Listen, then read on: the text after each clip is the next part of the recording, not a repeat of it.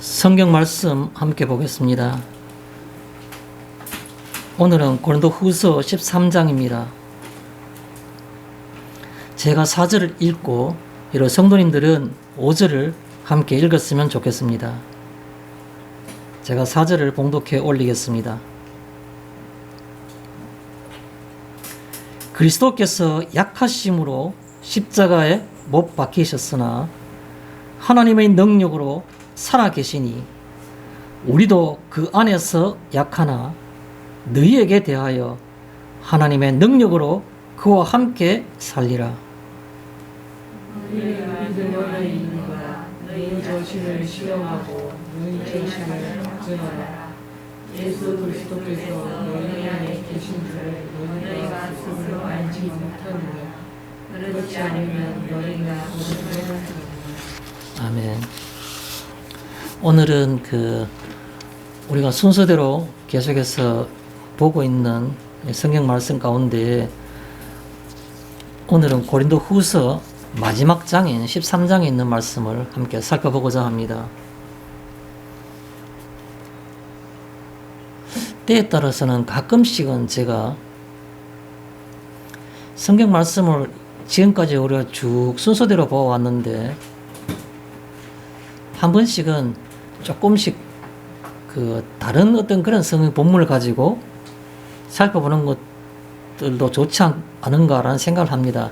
왜냐하면 제가 성경 말씀을 생각하고 준비하는 것이 어떤 그런 쉽고 어려움을 떠나서 혹시나 성도님들이 성경 말씀 좋은 것 군데 많은데 많은 사람들에게 익숙한 성경 말씀들과 깊이 있는 성경 말씀들이 곳곳에 많은데 기계적으로 그냥 이렇게 순서적으로 하는 것이 꼭 효율적인가 라는 생각도 할 수 있다는 것을 제 생각이 아니고 성도님들 입장에서는 어떨까라는 생각들도 가끔은 해봅니다. 그런데 그럴 때마다 제 마음속에 드는 생각들은 그것은 사람의 생각이고 내가 듣고자 하는 말을 듣고 싶은 사람의 생각일 뿐 하나님은 감동으로 진 이 성경 말씀 어느 곳에든 간에 하나님은 우리에게 하신 말씀이 있으시다라는 그런 생각이 늘 듭니다. 지배적입니다. 그래서 오늘도 여러분이 생각하실 때 지금 읽고 있는 이 본문들은 고린도후서의 마지막 장인 13장은 우리에게 과연 다른 장보다 더 비중이 큰 건가? 아마 이렇게도 생각할 수 있으리라 생각합니다. 인간의 생각을 접어두시고 오늘도 하나님께서 우리들에게 무슨 말씀을 하실지 우리가 기대하면서 성경 말씀을 읽었으면 좋겠습니다. 하나 더 붙이자면 다음 주부터는 당연히 순서대로 고린도서의 전후서의 뒷부분에 나오는 성경은 갈라디아서입니다. 그냥 우리가 일반적인 생각으로 보자면 가슴 떨리는 성경입니다. 우리가 흔히 성경 말씀 가운데 어떻게 보면 교리적으로 할까요? 가장 찬란한다 할까요? 빛이 난다 할까요? 사람들이 굉장히 좀 비중 있게 생각하는 것이 사실은 구약 성경보다는 신약 성경.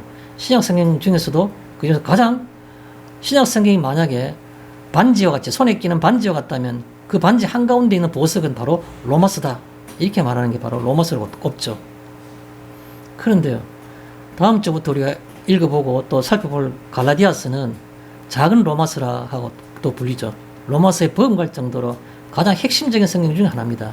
6개의 장으로 되어 있지만 짧지만은 그 하나하나가 이신칭의 율법으로 행위로 되는 것이 아니라 하나님 앞에서 믿음으로 의롭다움을 받는다는 그 로마서의 핵심이 그대로 짧게 로마서에는 교리적이랄까요? 그럼 갈라디아서는 오히려 그것이 실질적으로 삶 속에서 조명하고 있기 때문에 굉장히 어떤 면에서는 조금 깊이 있다 할까요? 우리가 기대할 만하다 이렇게 생각할 수 있겠죠. 그러나 저는 조금 전에도 말씀드린 것처럼 갈라디아서든지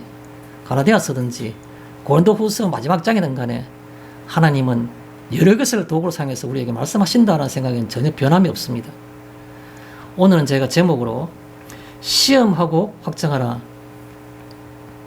우리가 5절에 있는 뒷부분에 중간쯤에 있는 말씀이죠. 너희는 믿음 안에 있는가? 너희 자신을 시험하고 너희 자신을 확증하라.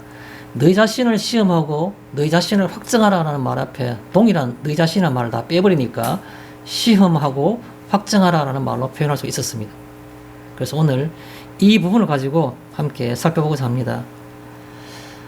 우리가 그냥 시험하다는 말, 사탄의 시험 이런 말로 곧잘 연결되기 때문에 연상되는 의미가 굉장히 조금은 부정적인 의미가 들어있는 것이 시험하다는 말입니다. 그런데요, 오늘 고린도후서 이 13장 5절에서 나오는 이 시험하라는 이 성경 헬라 언어적인 것을 보면 시험하다는 말은 무슨 말인가 하면 어떤 형태, 어떤 유형의 사람인지를 내가 살펴보라라는 그 뜻입니다.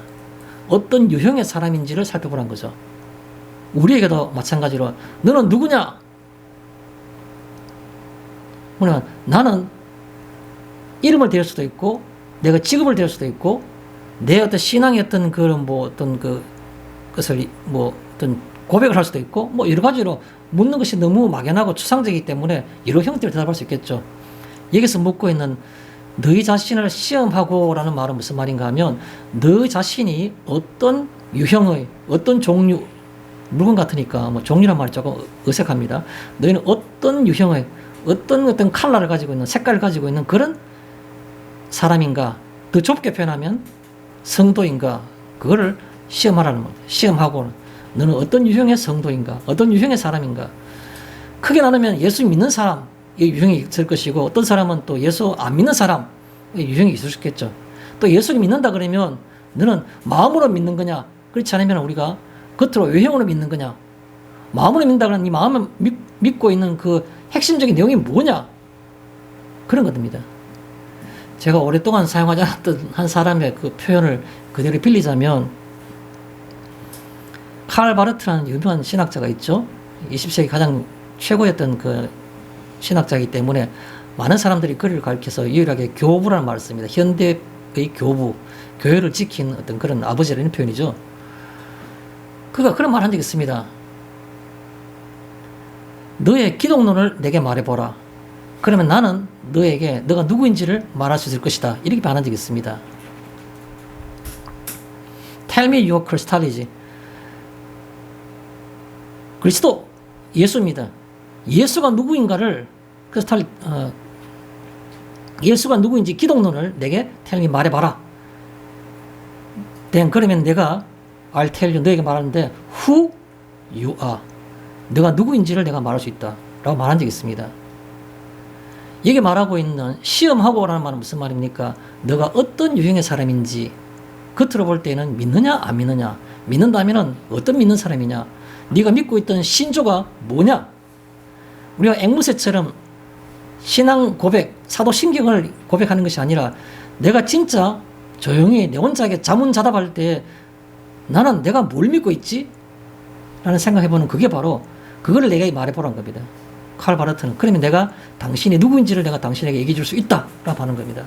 여기서 시험하고라는 말은 그런 말입니다. 그 다음에 확증하라라는 말은 무슨 말입니까? 확증하라.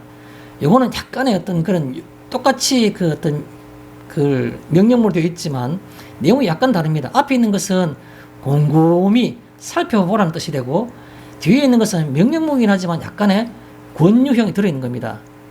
확정하는 것이 좋지 않겠나라는 그런 표현입니다. 무법적 표현이 확정하는 것이 좋지 않겠나라는 거죠. 뭘 확정하는 겁니까? 옳다는 것으로 인정받을 수 있다는 기대를 가지고 검증해 보라는 겁니다. 말이 어렵죠. 성경 원어적인 말 표현을 그대로 가장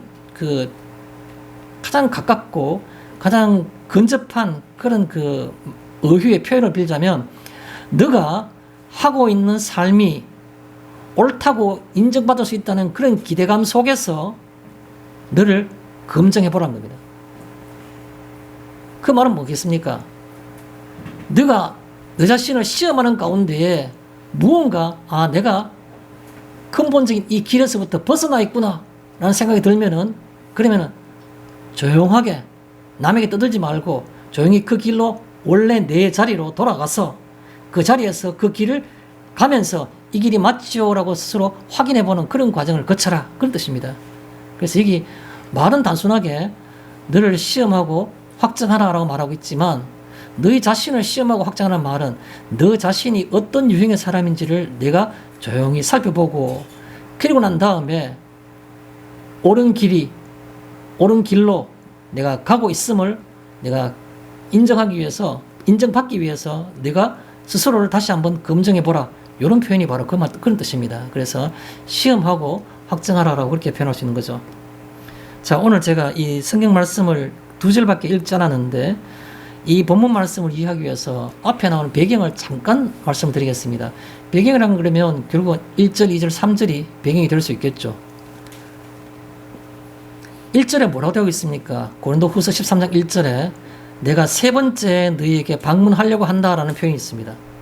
맞아요. 바울은 첫 번째 전도하면서 고린도 교회를 세웠을 때 오랫동안 1년 반 가까이 고린도 교회에서 머물면서 교회를 세웠습니다. 그게 첫 번째 방문이죠.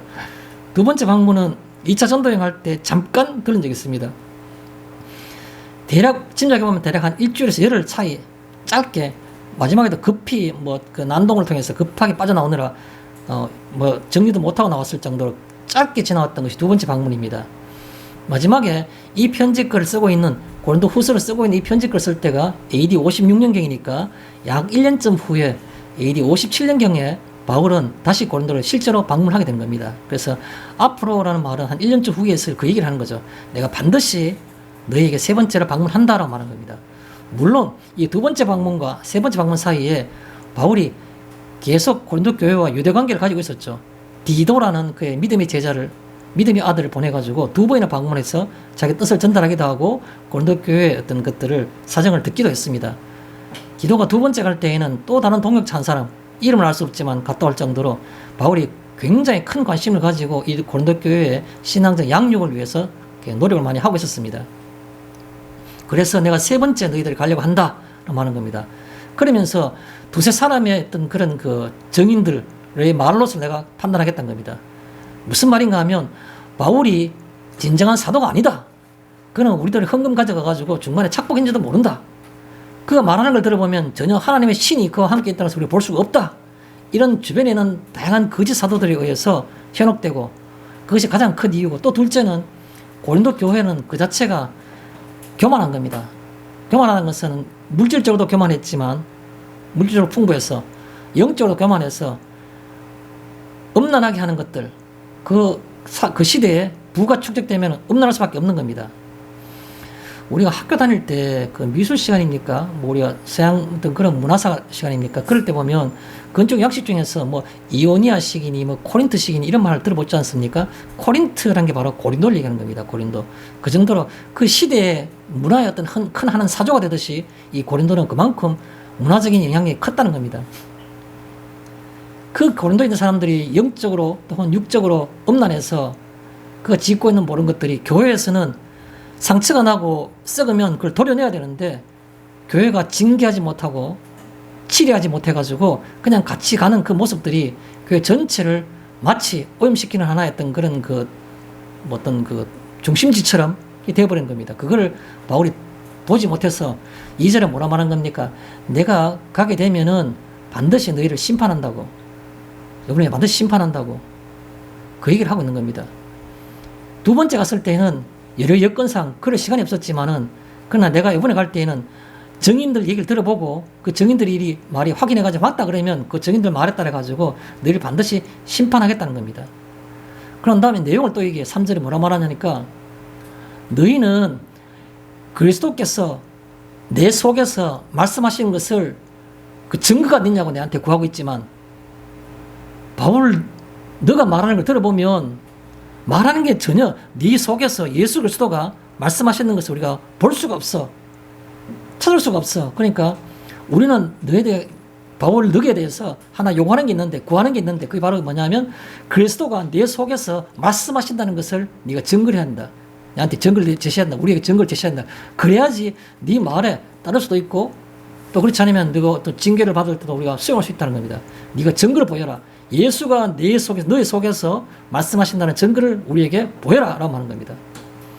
그 말 할 때 그가 바울이 그러면 사람들이 말하면서 너희는 그렇게 말하고 있지만 그는 아니라 예수는 거예요. 예수는 약한 듯 보이지만 너희 속에서 강하게 작용하고 있다고 말한 겁니다. 자, 이 말도 굉장히 중요한 말인데 너희들 그렇게 막 욕하고 있으니까 너희들 말이 얼핏 보기에는 굉장히 객관적이고 살이 있고 이성적인 것 같은데 신앙은, 믿음은 그런 게 아니란 겁니다. 내게 증거를 대라 라고 내한테 요구할 거 아니라 너희 속에 있는 그 주님 그리스도에게 역사하시는 것을 살펴보라는 겁니다. 그래서 그 말 하고 싶어서 바울에게 증거를 내놔라 라고 말하고 있는데 나는 증거를 내놓는 게 아니고 너희들 속을 살펴보길 바란다. 너희 속에 강하게 예수님께서 역사하고 있다. 이 말 하고 있는 겁니다. 그 말 하고 난 다음에 오늘 이 4절 5절이 나온 겁니다. 바울을 공격하기 위해서 이 사람들이 온갖 이성적인 것 가지고 얘기하는 거죠. 오늘도 어떻게 보면 제가 이 말씀을 이렇게 읽고 생각하는 가운데 대비되는 두 단어가 있었습니다. 그게 바로 뭐냐 하면 이성과 신앙이라는 겁니다. 이성적으로 볼 때에는 고린도 교회 교인들이 굉장히 합리적인 것 같아요. 아주 논리적인 것 같아요. 그런데요, 바울은 믿음은, 신앙은 내 속에 있는 그리스도를 보는 것이다. 그 말하고 있는 겁니다. 그래서 그와 같은 얘기들이 뒤에 쭉 가 나오는 거죠. 자, 같이 한번 볼까요? 그 본문을 보겠습니다. 4절에 뭐라고 시작하고 있습니까? 4절에 보니까 13절 4절에 그리스도께서 약하심으로 십자가에 못 박히셨으나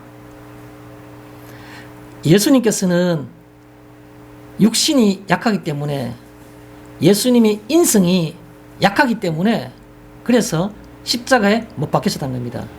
주님은 두 가지 성품을 가지고 계시는데 사람의 모습을 100% 닮아있는 100% 가지고 있는 완전한 사람이신 그 인성 때문에 약한 모습을 보이셨고 그래서 십자가에도 못 박히셨다는 겁니다.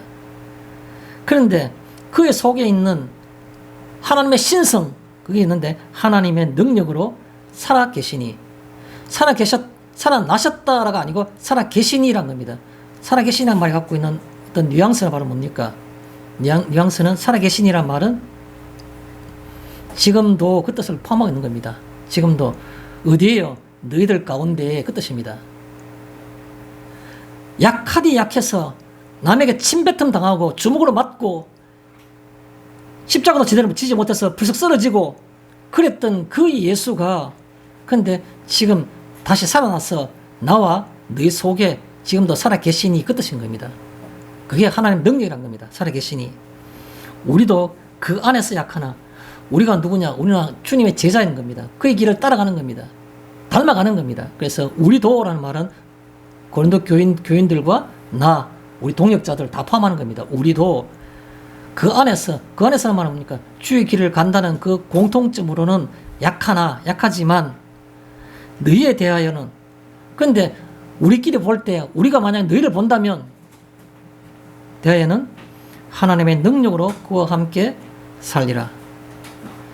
그러면 우리가 너와 같이 어떤 언쟁이 생겼을 때 다툼이 있거나 어떤 판단해야 될 일이 있을 때에는 뭐를 해야 되는 건가? 하나님의 능력으로 너희에게 대해서는 하나님의 능력으로 그와 함께 살리라. 능력으로 예수님의 모습과 똑같은 모습으로 판단하면서 지내야 되지 않겠나? 그렇게 표현하는 겁니다. 5절에 너희는 결론적으로 얘기하는 겁니다. 너희는 믿음 안에 있는가? 너희가 진짜로 내게 그런 것을 요구하고 뭐 옳으니 그러니 그런 말을 할 것 같으면 먼저 뭐부터 보라. 너희는 믿음 안에 있는가? 너희는 믿음 안에 있는가를 대해서 너희 자신을 시험하고 너희 자신을 확증하라는 겁니다. 아까 제가 제목에서 말씀드렸죠. 너희 자신이 어떤 유형의 사람인지, 너희는 어떤 사람인지, 내게 그런 요구할 어떤 그런 자격이 되는지, 너희가 정말 옳은지 그런 것을 한번 잘 살펴보고 난 다음에 그렇지 않다면 너희는 확정하란 말 없습니까? 너희가 옳은 길로 가고 있다는 것으로 변화하고 난 다음에 그것을 그 길로 가라라는 겁니다. 그걸 바로 확정하라라고 하는 겁니다. 내한테 바울에게 뭘 요구하지 말고 진짜 하나님이 살아계시고 네가 역사하신다 그러면 너희 자신에 있는 자신을 바라보고 그 속에서 바른 길 가도록 고쳐나가야 되지 않겠나 그렇게 권유하고 있는 것이죠. 그게 5절에 나온 얘기입니다. 그 다음에 예수 그리스도께서 너희 안에 계신 줄을 너희가 스스로 알지 못하느냐. 너희가 생각해보면 예수 그리스도께서 우리 안에 있는 것을 알 수 있다는 겁니다. 그건 누구에게 해당되는 말입니까? 여기 있는 우리 자신, 오늘 우리 자신에게도 해당되는 말인 겁니다. 예수 그리스도께서 우리 가운데 계신 줄을 너희가 스스로 알지 못하느냐. 우리가 스스로 알지 못하십니까? 그렇게 저는 다시 반문하고 싶은 겁니다. 모르겠는데요. 뭐라고 대답하겠습니까? 그렇지 않으면, 모른다면 너희는 버림받은 자니라. 예수님과 아무 상관이 없는 자다. 그 뜻입니다. 이게 어찌 작은 일이라 볼 수 있겠습니까? 우리가 예수님과 상관이 없다고요. 그러면 아무 의미가 있는 것이죠. 바울이 말한 것처럼 세상에서 가장 불쌍한 게 바로 우리인 겁니다. 평생을 찬송하며 땅을 치며 울고 회개하며 교회 안 빠지려고 노력하며 물질을 바치며 온갖 것을 평생을 그렇게 지냈는데 예수가 모른다면 세상에 가장 불쌍한 사람이지 않습니까? 한평생 얼마나 유한한 인생 가운데 즐길 일이 많습니까? 그래서 오늘 우리가 성경 본문 말씀은 그런 얘기를 하고 있다는 걸 얘기하고, 제가 오늘 서론적으로 질문 하나 드리겠습니다. 나는 어떻게 살아가고 있습니까? 스스로에게 반문해서 봤으면 좋겠습니다. 나는 어떻게 살아가고 있습니까? 너무 추상적이고 너무 좀 그런 그 폭넓은 그 표현이라서 말하는 것들은 다양하게 말할 수 있습니다. 3가지, 10가지, 20가지 생각이 나시거든 생각난 대로 다 표현해 보십시오. 나는 어떻게 살아가고 있는가? 여기 적어놓고 밑에다가 쭉 생각을 적어 보십시오. 나는 남성으로 살아가고 있다. 나는 50대 여성으로 살아가고 있다.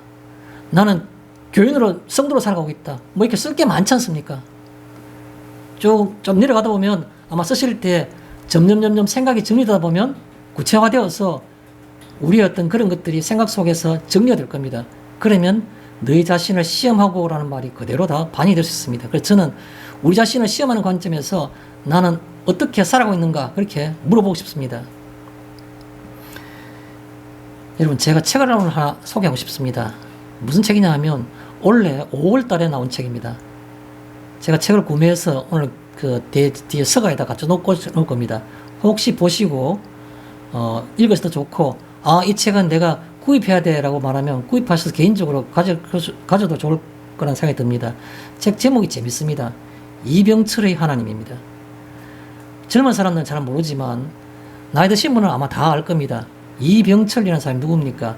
삼성을 창업한 창업가입니다. 그 책 제목도 삼성 창업가 이병철의 하나님 이렇게 되어 있습니다. 이병철은 교회를 간 적이 없습니다. 어릴 때 서당을 다니다가 초등학교 2, 3학년 때 머리 다 깎고 긴 머리 따뜻 깎고 신학교에 소학교에 가기 시작했는데 졸업장이 제대로 된 게 없습니다. 아버지가 부유해가지고 또 마음이 이병철은 또 생각이 많아가지고 또 좋은 거 보면 다 자기 하고 싶은 겁니다. 그래서 초등학교 마치기 전에 갑자기 또 서울에 보내달라 그래가지고 서울에 가서 또 들어가가지고 특별 입학해가지고 그 당시에는 뭐 졸업장 없어도 막 입학이 가능했단 말입니다. 돈만 주면은. 중학교에 또 특별반에 들어가가지고 들어갔다가 중학교 댕기다가 또 졸업도 안 하고 그 당시에는 뭐 5년제, 6년제 중학교가 또 일본에 유학 보내달라 해가지고 또 일본에 유학 가는 겁니다. 와사다 대학에 1년쯤 다녔는데요. 몸도 각기병이 걸려가지고 힘들었고 해서 다시 다니다가 또 휴학하고 다시 복학했는데 결국 졸업장은 못하고 다시 한국에 돌아왔어요. 돌아와서 투전판에서 노름하고 뭐 이렇게 다니다가 이미 유학할 때만 해도 벌써 결혼해가지고 20살에 결혼해서 자식도 있는데 나중에 또 소실도 두고 하고 싶은 다 사는 겁니다. 자기 아버지에게 또 뭐 사업하게 돈 달라 해가지고 정비소 차리고 파란만장을 했지만 그가 평생에 졸업장이라고 하나도 없었답니다. 그런데 그가 무슨 교회를 간 적도 없는데 무슨 이병철 하나님인가 흥미로운 사건이 하나 있습니다. 그가 아마 그 죽은 지 그 별세한 지 이병철 회장이 별세한 지 25년쯤 지난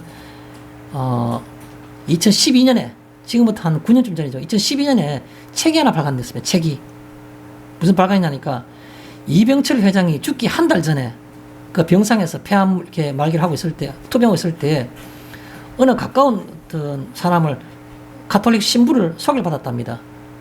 가톨릭 신부에게 이병철이 평생에 자기가 궁금하게 여겼던 어떤 그 여러 가지 질문들을, 종교에 관한 질문을 그에게 전달해 줬답니다. 이거에 대해서 내게 답해 주시오라고. 제가 이게 시간이 가더라도 제가 이 이병철이 궁금하게 여겼던 24개의 질문을 뭔 질문인지 여러분에게 한번 소개해 드리겠습니다. 아마 그 중에서 무릎을 탁 치시면서, 야, 내가 말을 안 했지만, 내가 믿고 있다고 해서 겉으로 볼 땐 창피해서 말을 안 했지만, 이게 내가 정말 꼭 알고 싶었던 내용이다. 그런 게 아마 있을 수도 있습니다. 그래서 제가 소개해 드릴게요. 질문만 소개해 드릴게요. 24개 질문이 뭐였는지. 여러분 한번 들어보십시오. 첫 번째 질문이, 신의 존재를 어떻게 증명할 수 있나? 신은 왜 자신의 존재를 똑똑히 드러내 보이지 않는가? 그게 첫 번째 질문이었습니다. 신부에게 답해달라는 겁니다. 성경적으로. 두 번째, 신은 우주 만물의 창조주라는데 무엇으로 증명할 수 있는가? 세 번째, 생물학자들은 인간도 오랜 진화 과정의 산물이라고 하는데 신의 인간 창조와 어떻게 다른가? 인간이나 생물도 진화의 산물이 아닌가? 이게 세 번째 질문입니다. 네 번째, 언젠가 생명의 합성, 무병장수의 시대도 가능할 것 같다. 이처럼 과학이 끝없이 발달하면 신의 존재도 부인되는 것이 아닌가? 다섯 번째 질문은, 신은 인간을 사랑했다면 왜 고통과 불행과 죽음을 세상에 주었는가? 그 다음 여섯 번째 질문은, 신은 왜 악인을 만들었는가? 예를 들어서 히틀러나 스탈린, 갖가지 흉악범들, 이래 써놨습니다. 일곱 번째 질문, 예수는 우리의 죄를 대신 속죄하기 위해 죽었다는데 우리의 죄란 무엇인가? 왜 우리로 하여금 죄를 짓게 내버려 두었던가? 여덟 번째 질문은, 성경은 어떻게 만들어졌는가? 그것이 하나님의 말씀이라는 것을 어떻게 증명할 수 있느냐? 아홉 번째 질문은, 종교란 무엇인가? 왜 인간에게 필요한가? 열 번째 질문이, 영혼이란 무엇인가? 11번째가, 종교의 종류와 특징은 무엇인가? 12번째, 천주교를 믿지 않고는 천국에 갈 수 없는가? 무종교인, 무신론자, 타종교인 중에서 착한 사람도 많은데 이들은 죽어서 어디로 가는가? 13번째, 종교의 목적은 모두 착하게 사는 것인데 왜 천주교만 제일이고 다른 종교는 이단시하나? 14번째, 인간이 죽은 후에 영혼은 죽지 않고 천국이나 지옥으로 간다는 것을 어떻게 믿을 수 있나? 15번째, 신앙이 없어도 부귀를 누리고 악인 중에도 부귀와 안락을 누리는 사람이 많은데 신의 교훈은 무엇인가? 16번째, 성경에 부자가 천국에 가는 것을 약대가 바늘구멍에 들어가는 것에 비유했는데 부자는 악인이란 말인가? 17번째, 이태리 같은 나라는 국민의 99%가 천주교도인데 사회 혼란과 범죄가 왜 그리 많으며 세계의 모범국이 되지 못하는가? 18번째, 신앙인은 때때로 광인처럼 되는데 공산당원이 공산주의에 미치는 것과 무엇이 다른가? 19번째, 천주교와 공산주의는 상극이라고 하는데 천주교도가 많은 나라들이 왜 공산국이 되었나? 예를 들어서 폴란드, 동구의 여러 나라들. 20번째, 우리나라는 두 집 건너 교회가 있고 신자도 많은데 사회 범죄와 시련이 왜 그리 많은가? 21번째, 로마 교황의 결정엔 잘못이 없다는데 그도 사람인데 어떻게 그런 독선이 가능한가?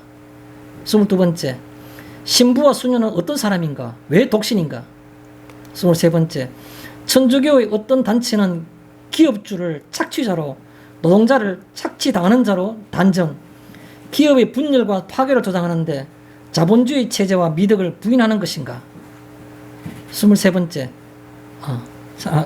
뭐란가? 마지막 24번째, 지구의 종말은 오는가? 그게 한 시대를 풍미했던 우리나라 현대화 산업화를 이뤘던 그 경제계에서는 위대한 사람이라 말하는 이병철 회장이 가지고 있는 근원적인 질문이었습니다. 24개. 그런데 그가 사후에 25년 후에야 묻혀 있다가 한 신부에서 그에 대한 답변이 나온 겁니다.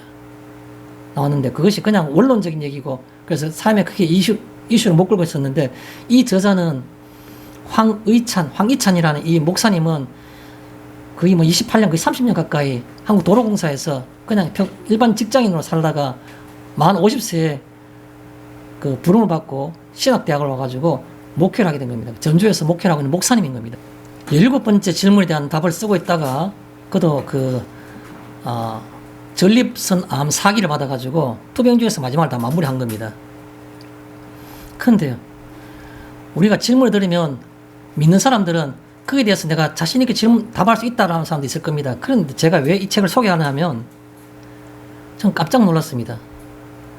저도 글 쓰는 데에서는 나름대로 자부심이 있는데 이 글을 이렇게 뭐라 할까요? 고급스럽게 그리고 정확하게 또 아름답게 유비할 수 있는가? 유비란 것은 이런 어떤 사실을 증명하기 위해서는 이와 유사한 사실이 있다는 것을 우리가 가지고 와서 그거와 비교함으로써 이것을 우리가 사람에게 이해시키는 겁니다.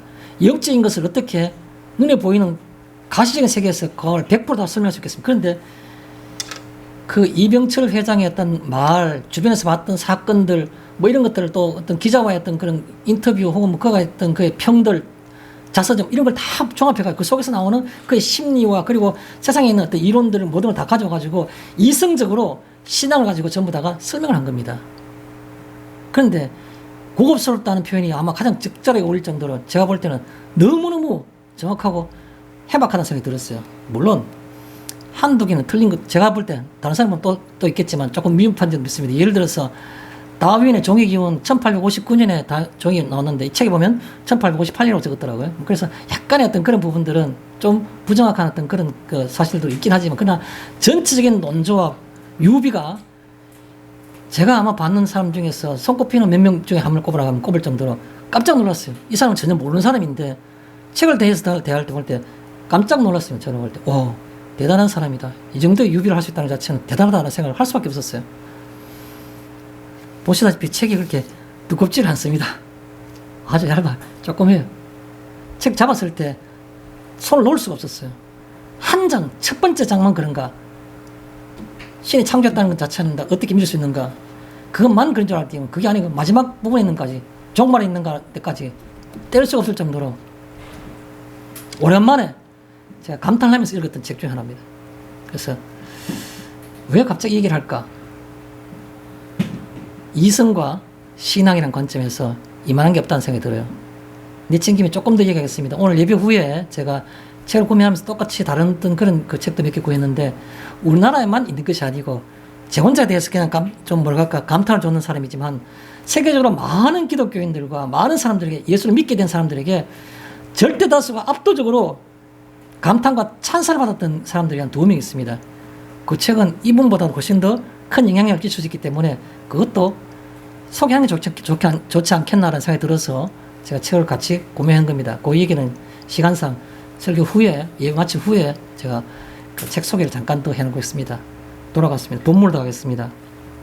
근데 4절에 보면 표현이 2번이 반복된 표현이 있습니다. 뭐냐면 하나님의 능력으로라는 표현입니다. 하나님의 능력으로. 그리스도께서 십자가에 못 박혔으나 하나님의 능력으로 살아계시니 할 때 능력으로 하나님의 능력으로 한번 나오죠. 또 너희에게 대하여 하나님의 능력으로 그렇게 표현했습니다. 그래서 이 4절에 보면 반복된 2 표현이 있는 겁니다. 하나님의 능력으로, 하나님의 능력으로라는 표현이 있죠. 그래서 우리가 이 하나님의 능력으로라는 표현을 가지고 잠깐 생각해 보겠습니다. 하나님의 능력으로라는 말은 우리가 직설적으로 표현하면 하나님의 그 어떤 강력한 힘으로 그런 말로 표현할 수 있겠죠. 강력한 힘, 인간의 없는 초월자로서의 어떤 그런 모습이 그런 말이겠죠. 국어적으로 볼 때는 그렇게 많은 것이 맞습니다. 그러나 그 내면에 있는 표현은 어떤 표현일까요? 하나님의 능력으로만 다른 말로 표현하면 하나님의 섭리로. 하나님이 하시는 일들은 다 초월자의 어떤 영역인 겁니다. 인간이 일부는 이해할 수 있지만 100% 이해할 수가 없는 겁니다. 그래서 우리가 만약 하나님께 뭘 따진다 합시다. 하나님 계시다면 왜 이렇게 해야 됩니까? 이런 말들은 어떻게 보면은 지혜로운 말들이 아니죠. 우리와 하나님의 동격이 아닌 다음에 능력이 똑같지 않은 다음에 그런 말을 할 수가 없는 겁니다. 그래서 여기에 하나님의 능력으로는 말은 하나님의 섭리로 하나님의 모든 일이 그렇게 표현할 수 있습니다. 하나님의 모든 일이 다 능력인 겁니다. 항상 우리는 우리 자신의 어떤 능력만 생각하면서 이 일이 어렵다고 생각하기도 하고 이 일은 힘들 거라 생각하는 게 많은데 하나님의 섭리는 그 자체가 능력인 겁니다. 우리와 차원이 다른 것을 생각하셔야 되는 겁니다. 그래서 이게 하나님의 능력으로라는 말은 순서가 바뀌면 더 좋았겠죠. 하나님의 모든 일이, 하나님의 섭리는 그렇게 표현한 겁니다. 우리가 거꾸로 하나님의 섭리 생각할 때는 무조건 하나님의 능력이라고 생각하시는 게 맞다는 겁니다. 또요, 하나님의 능력이라는 말은 약하심으로, 사전 나왔잖아요. 그리스도께서 약하심으로 십자가에 못 박히셨으나, 이렇게 표현하죠. 하나님의 능력은 약하심으로 나타나는 겁니다. 저는 오늘 제일 강조하고 싶은 부분이 여기 있습니다. 능력은 어디서 나타나는 거라고요? 약하실 때 나타나는 겁니다. 약하심으로. 왜 약하심이 능력으로 나타날까요? 약한 게 약하로 끝나버리면, 약한 것으로 끝나버리면 그건 능력이 아니잖아요. 약한 것이 결과를 보니까 약하지 않더란 겁니다. 그게 바로 능력인 겁니다. 뒤집어 생각하면 어떤 것을 생각할 수 있습니까? 우리가 약할 때가 있습니까? 많겠죠. 지금도 약하겠죠.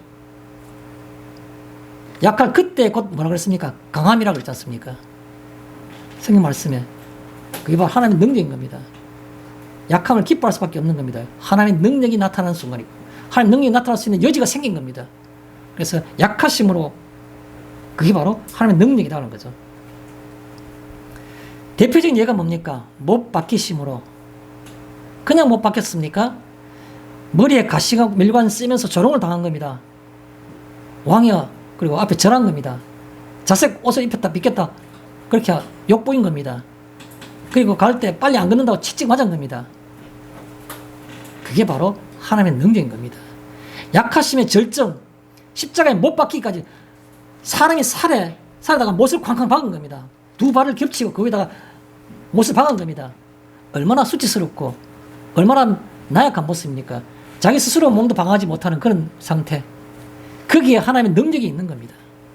하나님의 능력이라는 말을 할 때는 바로 약하심으로, 약하신 가운데 하나님의 무한한 능력이 나타날 순간인 겁니다. 거기가 약하신 그 순간이. 절정이 뭐라고요? 십자가에 못 박히심으로. 우리가 십자가에 못 박히지 본 적 있습니까? 그 유사한 고통 당한 적 있습니까? 그 순간은 바로 하나님의 능력이 나타나는 순간인 겁니다. 약하심으로, 가장 절정인 십자가에 못 박히심으로. 이 생각을 하시는 게 좋겠습니다. 또 4절에 그가 살아계시니라는 표현은 무슨 표현일까요? 십자가의 그 죽음과 그 부활이 현재도 그 뜻입니다. 살아계시니란 말은 실제로 십자가에 죽으셨던 그 사실과 또 그가 부활하셨다는 그 사실이 지금도 현재도 그 뜻입니다. 살아계시니란 말이 현재로 쓰고 있어요. 지금 현재 살아나셨다, 과거가 아니고 살아계시니, 그 십자가의 연약하심, 십자가의 약하심, 이 내 삶 속에서 나타난다면 내 삶 속에 또한 그의 강함이, 그의 부활도 나타난다는 겁니다. 살아계시니란 말이. 약함이 부끄럽고 수치스러운 일입니까? 숨기고 싶은 일입니까? 아니요. 하나님은 섭리 자체가 능력이고 강함이기 때문에 그 약함이 나타날 때에는 하나님의 뜻이 내게 함께 있었다는 것을 생각하고 나를 이것을 통해서 더욱 하나님의 어떤 사람으로 만들어 가신다는 것을 생각하셔야 되는 겁니다. 그게 바로 십자가의 그 죽음과 부활이 지금도 현재도 그 뜻이 바로 살아계시니라는 말입니다. 하나 더 표현한다면 십자가의 사랑도 지금 현재, 십자가의 사랑도 현재, 이렇게 표현할 수 있겠죠. 십자가의 사랑도 현재. 하나님의 능력은 그의 독생자인 아들을 죽이기도 하셨지만 그러나 그를 십자가에서 살리신 겁니다. 그런데 그를 믿는 자에게, 그 그리스도를 믿는 자에게, 구주로 믿는 자에게는 마찬가지로 하나님의 사랑이, 그 무한한 사랑이 그에게도 현재도 그런 말이 되는 겁니다. 또 4절에 보면 다른 표현이 있죠. 그와 함께 살리라. 근데 그와 함께 살리라는 말을 할 때 무슨 표현이 있었습니까? 하나님의 능력으로는 말이 있었는데 그 앞에 보면 너희에게 대하여 하나님의 능력으로 그와 함께 살리라, 이렇게 표현되어 있죠. 순서적으로. 그러면 그와 함께 살리라는 앞에 드는 표현이 바로 뭐냐 하면 너희에게 대하여라는 겁니다. 그러면 우리에게 주시는 연약함과 바울이 말이 부족한, 언변이 약한 그런 연약함도 있었겠죠. 그런 부분들과 그런 것들이 약하심이 있는데 이것들은 하나님의 능력으로 인해 가지고 너희에 대해서는 그와 함께 살리라. 똑같이 같이 적용하겠다는 겁니다. 너희에 대해서도. 하나님의 시선으로 너희를 판단하고 그렇게 대하겠다는 겁니다. 또 그와 함께 살리라는 말은 무슨 말입니까? 닮아가는 모습으로 그 뜻입니다. 예수님이 십자가에 달렸을 때 그 수치와 모멸과 그 연약함이 내게도 넘칠 때 은혜도 넘치는 겁니다. 그러면 예수님의 부활과 그의 어떤 영광도 마찬가지로 내 것이라는 생각하는 그것이 바로 닮아가는 모습으로, 그 길을 따라가는 모습으로, 그의 발자취를 걸어가는 모습으로 그런 뜻이 된 겁니다. 그와 함께 살리라는 말은 닮아가는 모습으로, 따라가는 삶으로 그런 말이 되는 거죠.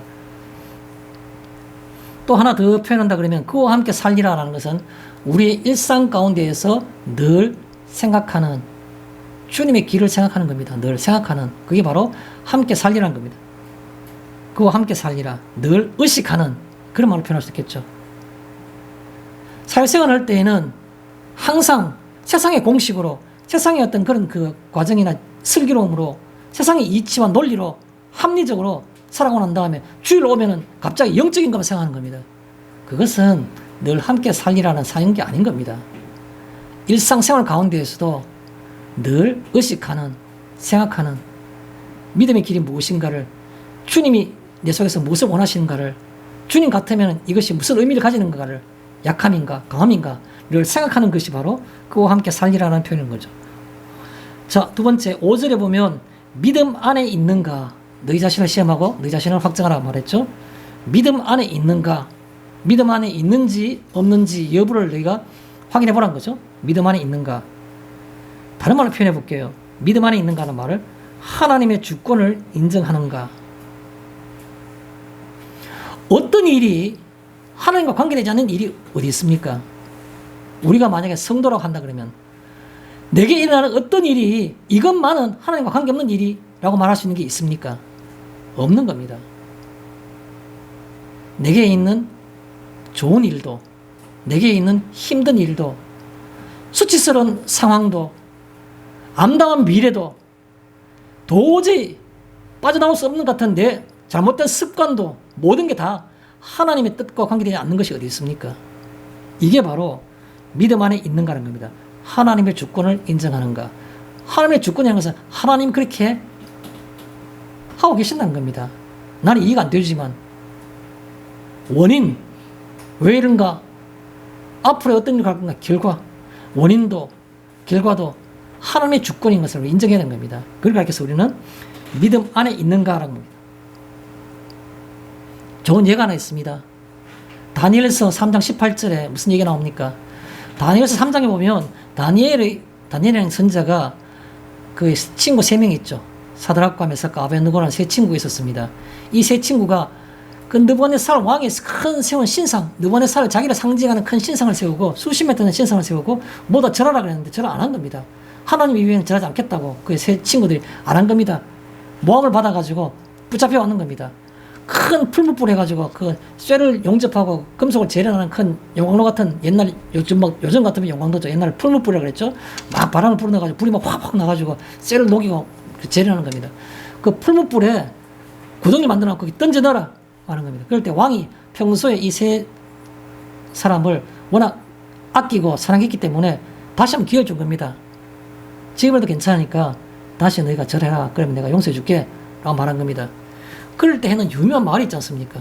다니엘의 그 세 친구가 하는 말이 왕이야 우리가 왕에게 대답할 필요가 없나이다. 그렇게 말한 겁니다. 하나님이 계시다면 우리를 풀무불과 왕의 손에서 우리를 건지실 것이요. 그게 바로 다니엘서 3장 16절 17절에 나온 얘기고 18절에 이런 표현이 있습니다. 그렇게 하지 아니하실지라도 우리가 신에게 절하지 않겠습니다. 왕과 왕의 신상에 절하지 않겠습니다. 말하는 겁니다. 그렇게 하지 아니하실지라도, 그렇게 하지 아니하실지라도. 무슨 말입니까? 그렇게 하지 아니하실지라도. 이게 바로 뭡니까? 우리가 아까 말했던 믿음 안에 있는 자의 대표적인 예가 된 겁니다. 믿음 안에 있는 자는 누굽니까? 결과는 상관하지 않겠습니다. 이 일도 하나님께서 하신다는 겁니다. 하나님이 계시다면 우리를 왕의 손과 저 풀무불에서 우리를 건지실 것이요.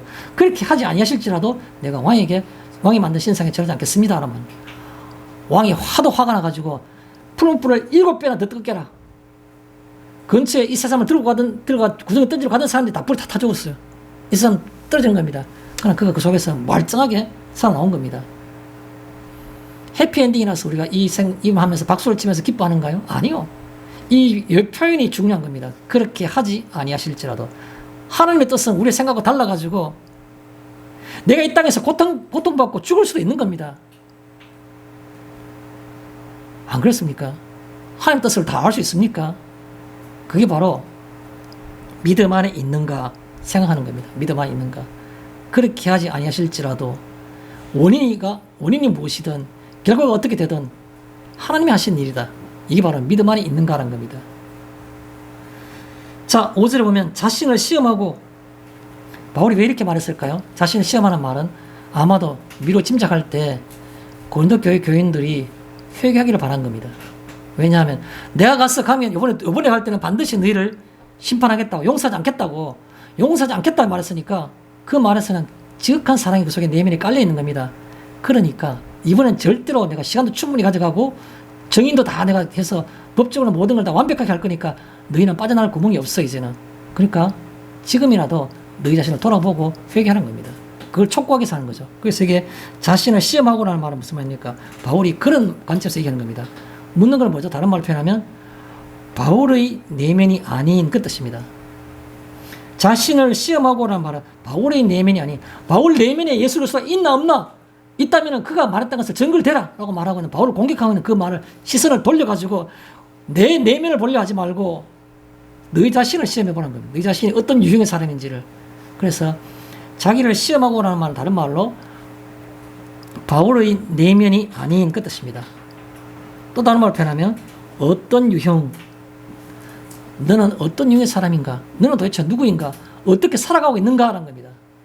자신을 보호하기 위해서 이성이라든가 합리적인 어떤 수단이라든가 논리성이라든가 이걸 가져와서 뭐 공격함으로써 자신의 것을 감추어버리려는 그 속에서 천천히 묻고 있는 겁니다. 너 속을 들어봐라. 너는 어떤 유형의 사람인가? 밖은 크리스찬인데 안도 크리스찬 맞느냐? 이렇게 묻고 있는 겁니다. 저는 그 조금 전에 소개했던 그런 20여 개의 질문들을 곰곰이 보면서 참 진솔하고 근원적인 질문을 생각을 할 수밖에 없었습니다. 이런 질문을 하지 않는다 그 자체는 너무나 허무하잖아요. 인생을 살아가면서 그런 질문을 하나도 해봐야만이 그래도 사람이 생각 있는 사람이 아니겠나 라는 생각을 해봐요. 한 기업, 세계적인 대기업을 이병철 회장이 살아있을 때에는 미국을 제외한 나머지 전 세계에 있는 모든 대기업들의 어떤 부의 어떤 그런 것을 외국 기관에 조사한 적이 있는데 삼성이 그때 한때는 세계 20위까지 올라왔답니다. 그 당시에. 그런 인물이 참 인물은 인물이구나 라는 생각을 할 수밖에 없는 겁니다. 이게 자신을 시험하고라는 것은 나는 도대체 어떤 사람인가 살펴보는 것이 필요하겠죠. 자신을 확정하라는 말은 뭡니까? 옳음과 그름의 차이는 그걸 확인해 보는 겁니다. 나는 도대체 옳음에 있는 것인지 틀린 곳에 있는 것인지 그걸 확정해 보라는 겁니다. 확정하는 말은 뭡니까? 이제는 시간이 거의 다 끝나가고 있다는 겁니다. 이쪽이냐 저쪽이냐 그런 쪽을 선택해서 그쪽으로 살아야 한다는 것이죠. 확정해 보는 것. 옳음과의 차이는 그 말입니다. 자, 마지막 세 번째 5절에 보면 너희 안에 계신 것 이런 말하고 있습니다. 너희 안에 계신 것을 알지 못하느냐 이렇게 표현하고 있죠. 너희 안에 계신 것. 누가요? 예수 그리스도께서 너희 안에 계신 것을 알지 못하느냐 이런 표현이 있습니다. 5절 말씀에 너희 안에 계신 것 다른 말로 표현해 볼게요. 누가 계신 겁니까? 예수 그리스도께서. 다 아는 얘기고 식상스러운 얘기지 않습니까? 근데 진짜로 우리 마음속에 예수 그리스도께서 계십니까? 짧은 시간이지만 이 시간 진지하게 한번 생각해 봅시다. 우리 속에 예수 그리스도께서 계십니까? 알고 있죠. 계신 것이 아니라 예수 그리스도가 누구인지 내가 알 뿐이죠. 지식적으로. 때로는 일부는 믿겨지지 않아요. 또 일부 사람들은 믿겨지진 하지만 그렇게 살고 싶지 않아요. 힘들어서. 세상이 너무 좋아서 내가 놓고 싶은 것이 너무 아까워서 못 놓는 겁니다. 내 습관이. 예수 그리스도께서 이런 성도님들 마음 가운데 있는 건 맞습니까? 저는 질문하고 싶은 겁니다. 목사님 그런 얘기 하지 마십시오. 목사님은요, 제가 여러분에게 말씀드리는 겁니까? 오늘 하나님 아버지께서 말씀 가운데 우리에게 동일하게 묻고 있는 겁니다. 너 속에 예수 그리스도가 있느냐고, 계신 줄 알지 못하느냐고 묻고 있는 겁니다. 저는 성경 말씀을 그대로 여러분에게 그냥 소개하는 것 뿐입니다. 누굴 더 우월감에 누구 어떤 비교함에게서 아니요, 전혀 그렇지 않습니다. 말씀 있는 그대로 제가 그냥 전달하는 것 뿐인 겁니다. 제게도 물론 대상이 되는 겁니다. 스스로 알지 못하느냐 한 거죠. 자, 누굴 갖고 스스로 알지 못한 5절을 얘기하겠습니까? 은혜 안에 있는 나를, 그런 겁니다. 스스로 알지 못하느냐. 내가 진짜 내 속에 예수 그리스도가 계신다면 내가 스스로 자각할 수 있는 겁니다. 어떻게 알 수 있습니까? 어떻게? 내 생각과 의식이 항상 그에 맞닿아 있기 때문에 그렇습니다. 내가 내 속에서 힘든 일들이 지속되어요. 그런데 불구하고 내 마음속에 평안을 누릴 수 있는 겁니다. 왜요? 이 일도 하나님께서 하시기 때문에. 어느 일이 내가 관련되는 일이, 어느 일이 하나님과 관계없는 일이 어디 있는지 하는 생각을 하는 겁니다. 그래서 마음의 평안을 가질 수 있는 거죠. 스스로 알지 못하냐는 말, 은혜 안에 있는 나를 보는 겁니다. 은혜 안에 있는 나를 보는 것. 그러면 내가 스스로 주님이 내 속에서 나를 주장하시는 것을 알 수 있게 된다는 뜻이죠. 또 믿음의 역사를, 이게 바로 스스로 알지 못하냐는 겁니다. 믿음의 역사. 내가 기도하고 난 다음에 일이 어떻게 이루어질지를 바라보는 겁니다. 어떤 일들은 속히 이루어지지 않고 어떤 일들은 신기하고도 정확하게 다른 사람이 설명할 수 없지만 나만이 아는 그 어떤 그 비밀번호 코드를 통해 가지고 내만이 아는 그 코드를 통해서 내게 보여주시는 거, 이건 내가 한 것이라고 보여주시는 겁니다. 이건 믿음의 역사인 겁니다. 믿음의 비밀이 되는 겁니다. 이게 바로 스스로 알지 못하냐라 물론 표현하고 있는 것들의 다른 뜻이 의미죠. 그래서 연속적인 나만의 비밀로, 그 뜻입니다. 연속적인 나만의 비밀로. 너처럼 뭐 변변하게 네가 가진 게 있나 뭐가 있나, 그런데 내한테서는 돈으로 환산할 수 없는 엄청난 비밀스러운 어떤 그 경험들이 있는 겁니다. 내가 기도하고, 그렇지 않으면 내가 어떤 상황 속에 나도 몰랐는데 내가 기도하지 않았는데도 불구하고 하나님께서는 이렇게 역사하시고 나를 힘든 줄 알았는데 결과적으로 이게 바로 내게는 도움이 되는 길로, 좋은 길로 합력한 선을 이룬 것으로 내게 이렇게 진행해 나가셨구나, 이런 생각이 드는 겁니다. 그게 바로 비밀의 연속. 그게 바로 여기에 스스로 알지 못하는 거죠. 마지막으로 5절에 버림받은 자. 버림받은 자는 외형과 무관한, 이렇게 표현할 수 있습니다. 외형과 무관한. 신앙의 연륜이 뭘 중요합니까? 그게 외형입니다. 나는 40년을 예수 믿었어. 나는 모태신앙이에요. 제가 이번 주 중에 CBS 무슨 영상을 하나 봤는데, 그 중에 이민교라는 목사님이 선교사이기도 하고 목사님인데, 이분이 나와서 간증을 하는 거 봤습니다. 이분이 이렇게 똑똑해요. 이분은 모태 불교 신자입니다. 모태 불교 신자. 얼마나 독실한지 불교에 심취했는지 대학도 원광대학을 갔습니다. 원불교 원광대학을 가서 그가 대학 생활 중에서 그냥 시시하게 믿는 것도 아니라고 생각한 겁니다. 삶이 바뀌었다 생각하는 거죠. 그래서 그가 소록도로 간 겁니다. 소록도. 한센병 걸린 환자들만 전문으로 거주하는, 거기 가서 7개 부락이 있는 겁니다. 한센병 걸린 사람 중에서도 눈을 볼 수 없는 사람들, 뭐 귀를 들을 수 없는 사람들, 뭐 이런 여러 가지 특징에 따라서 한 7개 부락 나눴답니다. 거기 가서 돌아가면서 거기 가지고 그 중에 또 그 관리하는, 소록도 관리하는 사람들 동네에만 유일하게 법당을 세울 수 있답니다. 다른 데는 교회가 다 있어서 세우지도 못하고 법당을 세워놓고 그 사람들만 만나면 그 사람들이 예수 믿어야 행복해져요 하고 자기를 자꾸 설득하더래요. 자, 그렇지 않다고 그 사람들 여가지고 뭐 계속해서 그 사람들 여기서는 뭐 육신적으로 연약함을 갖고 태어났지만 다시 윤회해가지고 다시 태어날 때는 건강한 몸으로 태어나더라고. 그리고 천도제도 지내주고 온갖 거 다 했답니다. 근데 어느 날 여러 시간이 지났는데 계속해서 한 명도 불교에 들어온 사람이 없더랍니다. 계속해서 그들 위에 계셨는데, 근데 신기한 것은 기독교인들이 코도 떨어지고 손가락도 떨어지고 자기가 그러면 이게 동질감이 안 들어서 그런가 싶어 자기는 눈도 다 밀었답니다. 눈썹 다 밀고, 그래가지고 아이고 나도 요새 뭐 눈썹이 없어요 하고 이렇게 말했답니다. 그들과 동고동락하기 위해서 진짜로 밀접하게 생각했답니다. 그런데 전혀 한 명도 믿지 않고 다 똑같이 예수 믿어야 돼요 하고 자기를 설득하더래. 계속 모든 사람들이, 소록되어 있는 그 환자들이. 그런데 그들은 죽으면 장례식이라고 하지 않고 환송식이라고 하더라는 겁니다. 이 목사님 보니까 환송식. 왜 내가 먼저 가야 되는데 그 좋은데 내가 왜 먼저 갔어라고 그렇게 표현하면서 가더랍니다. 그게 세월이 오랜 동안 지났는데 전혀 자기가 어떤 포교의 어떤 그 열배도 없고 그런 당시에 새벽에 앉아서 예불 한다고 5시에 일어나가지고 예불 한다고 두드리니까 목탁을 계속 두드리는데 목탁이 영불을 메워지지 않고 갑자기 며칠 후 요단강 건너간 만내리 그 찬송식 때 불렀던 그 찬송가 곡이 자꾸 입에 나오더라고요. 억제할 수 없는 게. 그 다음에도 여러 가지 어떤 성령의 감동이 있어가지고 결국은 그가 예수 믿게 된 겁니다. 다른 사람 물어보니까 성령이 역사하시는 거라고. 그래서 그가 영적인 것에 어릴 때부터 체질화된 어떤 그게 있으니까 찾고 하다 보니까 여기에 생명이 있다 생각이 들어가지고 바뀌어 있는 겁니다. 그래 그가 다양한 걸 통해 가지고 예수 믿게 되고 그 나중에 똑같은 그 어떤 그런 그 박의 정신에 해가지고 우즈베키스탄 뭐 그다음에 뭐 카자흐스탄인가 뭐 거기 가서 한 나라에서 7년씩 그 속에서 농아들 축구 음성 가리키는 그걸 해가지고 또 변신해 선교사로 갔다가 최근에는 요즘 그 전염병 때문에 북한을 못 들어갔는데 북한에 가가지고 또 설득을 해가지고 북한이 인권 탄압국이라고 말하는데 내가 만약에 농아를 대회를 가가지고 그 장애전 체육대회 나가지고 북한 대표 나가면 북한에서 이미지가 확 달라졌으니까 이거는 돈 안 들이고 할 수 있는 거 아니냐.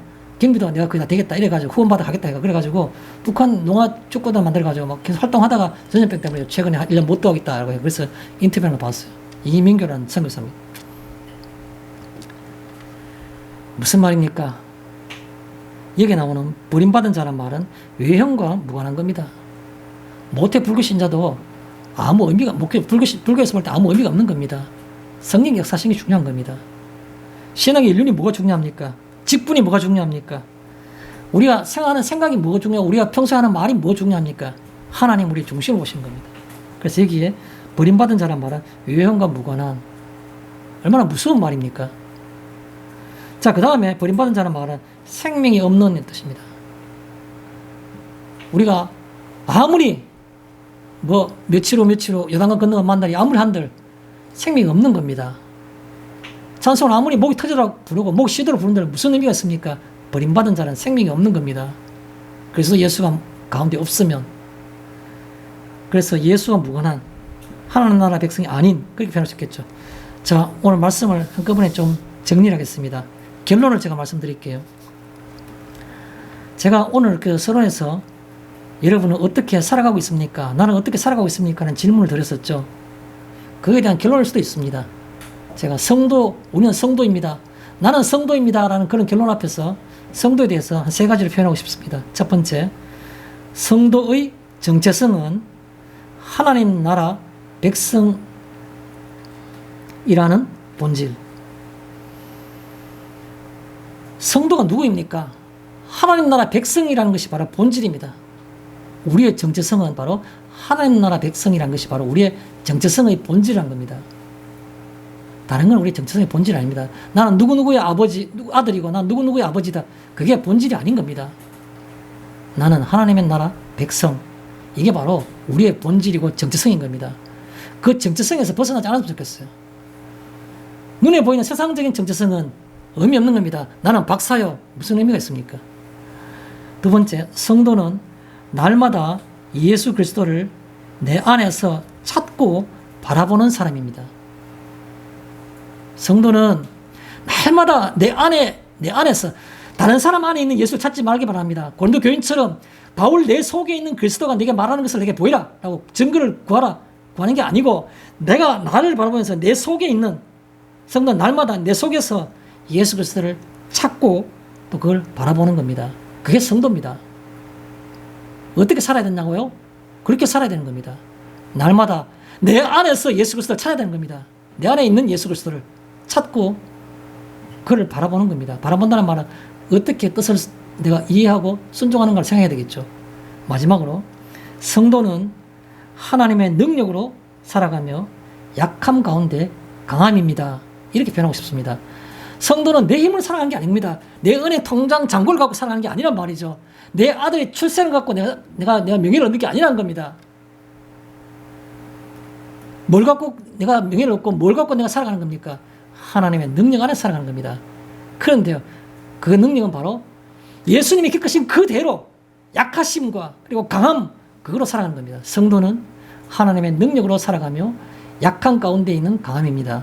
이렇게 여러분에게 말씀을 드리고 싶습니다. 마치겠습니다.